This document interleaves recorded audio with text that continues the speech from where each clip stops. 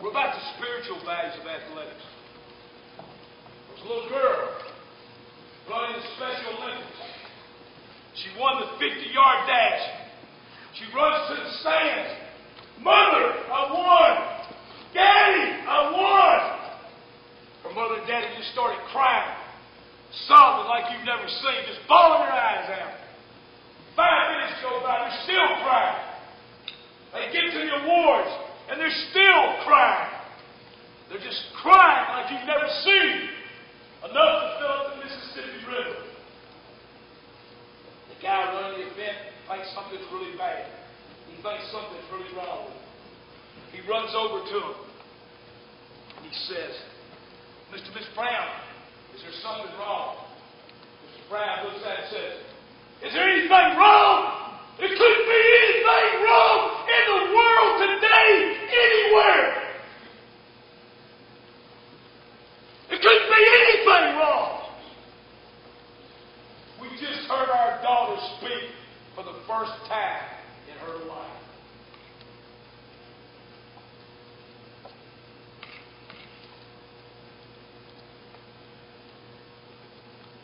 So athletics has a spiritual thing. The next quality is called dedication. That's a quality we used to use, a term we used to use back in the 50s. Back in the 50s was a tough time because everybody wanted to be good. You talk about competition. We had to be fired up every morning the sun came up because we were in competition. It ain't like today where everybody wants to be sorry. Everybody doesn't want to do anything. Everybody wants to make excuses. And you ever heard the saying about excuses, hadn't you? 90% of the people in the world don't care about your excuses, and 10% of them are glad you got it. I used to think I was dedicated until I heard this story. A little boy down in El Paso, Texas. His name was Juan Juarez. At the age of 9, he wanted to be a Major League Baseball player. That was his dream. When he became 10, he became very sick. He went to the doctor. They examined him, found he had a defective heart valve. They called Juan in the room. They said, Juan, you'll never be able to play baseball again the rest of your life. It might kill you. As you hear what I just said. Might not ever be able to play baseball again because it might kill you. Could you imagine somebody telling you that you could never play basketball? All the running, all the hard work, all the sweating, everybody getting after you wouldn't matter if you could just keep on playing. Isn't that right? So Juan did the next best thing. He became bat boy of the local semi-pro team.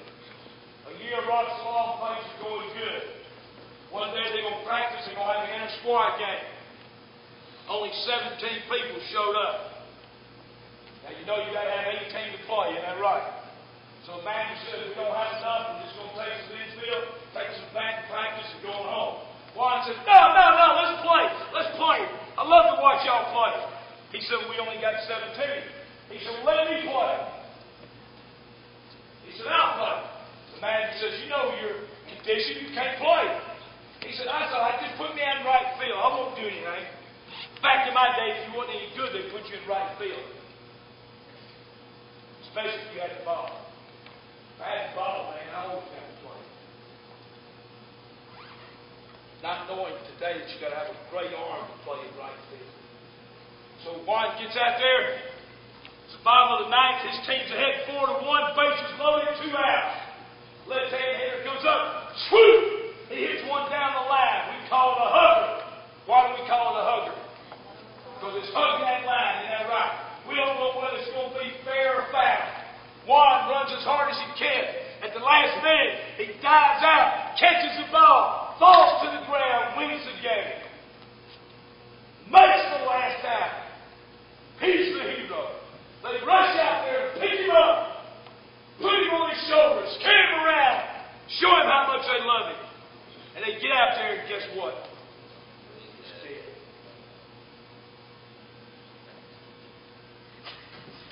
loved the game so much, he was willing to do what? Give his life for it. What's the most supreme sacrifice you can ever make for any cause, for any loved one, for any country is to do what? Give your life for that which you believe in. There's a soldier in Afghanistan on July 4th, 18 years old, from Kansas. They're interviewing him. Son, don't you wish you were back in Kansas? Don't you wish you were celebrating the 4th of July, eating barbecue, waving the flag, seeing the fireworks? And he looked at the report and said, no, sir. I'm right where I want to be. And they say, what do you mean? He said, people came before me, they gave their lives, they shed their blood, they lost their limbs, so that I can be standing here right now doing what I want to do. Just like him. He's over there so we can be doing what? What we want to do right here, isn't that right? They're the heroes. They're the ones that are dedicated. It's like Juan, he was dedicated. I'm nowhere dedicated like he was. I hope to get there someday to be that dedicated. Now,